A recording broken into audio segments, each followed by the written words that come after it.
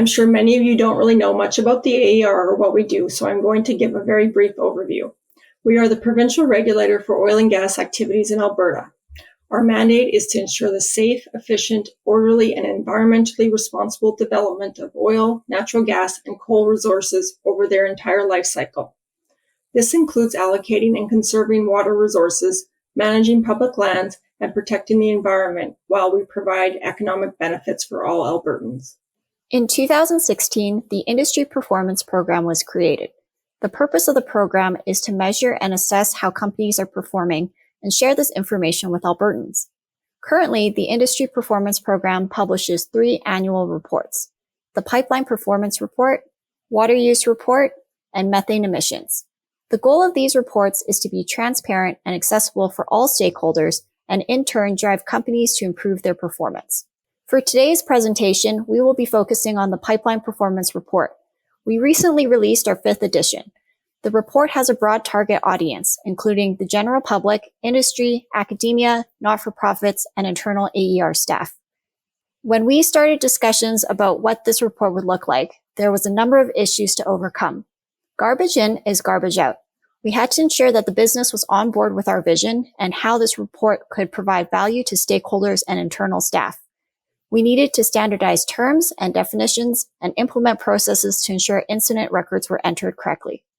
Records are reviewed on a regular basis, including a validation process with the companies that we report on. This training has continued today as the report evolves and we continue to focus on ensuring complete and accurate information is being shared. Now we'll get into the visualizations or dashboards available on the AER website. We've selected a few to highlight and discuss today. This graph shows a high-level summary displaying the increasing pipeline lengths regulated by the AER over time and the total number of pipeline incidents year to year. Here, users can toggle to show the incident ratio, which normalizes the number of incidents for every 1,000 kilometers of pipe. What you'll see in the following dashboards is that we've tried to enable the user to slice and dice the data in different ways and to ask different questions. For example, a stakeholder might say, okay, even though the total number of incidents is going down, what about high consequence incidents which typically have the greatest impact on the public and/or the environment? So then the user can select high consequence and easily see that those incidents are decreasing as well. This dashboard shows the number of licensees the AER regulates and the total kilometers of pipeline in the different categories of pipeline lengths we have created. We can see that 53% of pipelines are operated by only 20 out of 961 companies. We use this information for assisting us when determining what companies we might need to focus in on more because of the overall amount of risk they might represent. In this next graph, we show the incidents displayed by type. In Alberta, any release from a licensed pipeline under the AER is reportable, along with any incident where a pipeline is contacted when digging around it, which we call hits. Not all releases are equal, so we have a few different categories we bucket them into with much of our attention focused on leaks and ruptures. This dashboard provides the company-level details. From the left, we have the total length of pipelines for each company, the number of incidents, and the incident ratio, and finally, the total liquid volume released. This is an important visualization because although one company clearly has the most pipeline inventory, its incident ratio is lower than the industry average, whereas some of the smaller companies with fewer pipelines had more incidents and a larger release volume in 2020. This helps us to identify the companies that may require more education or more inspections to ensure compliance and to help improve their performance. In the full workbook available for stakeholders, companies can group the data by peer group, such as total pipeline length or company production per day. This enables companies to see how they are performing in comparison to others. Although the total number of incidents and number of high consequence incidents are an important metric, another key metric we look at is the total liquid volume released year to year. This graph shows very clearly that the volume released in 2020 increased significantly. However, when we dig into it deeper, the volume increase was attributed to one high consequence incident.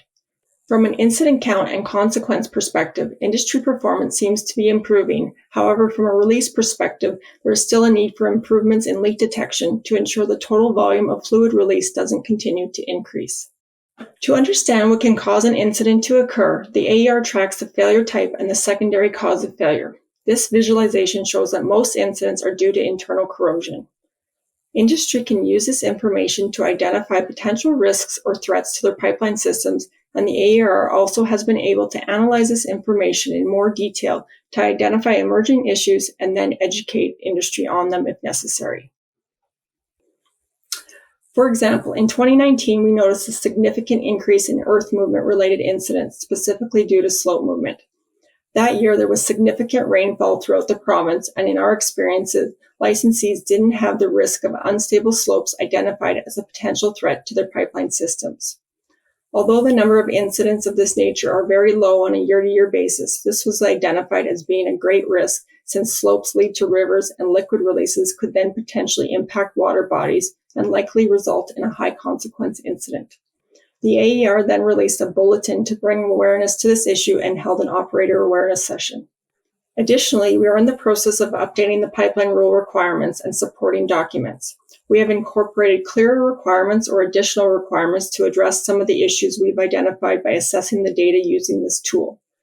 Internal corrosion is still the predominant failure mechanism for pipelines that we see, and therefore is an area we have put more emphasis on in the rule rewrite when possible.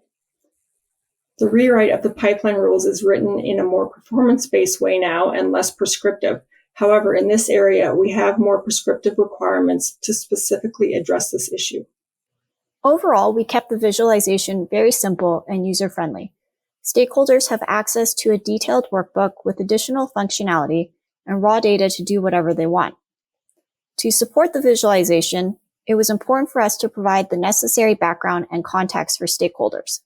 We also included a list of terms and definitions for stakeholders to refer to. Together, all of these things help us to convey pipeline incidents and enable stakeholders to ask questions about the data.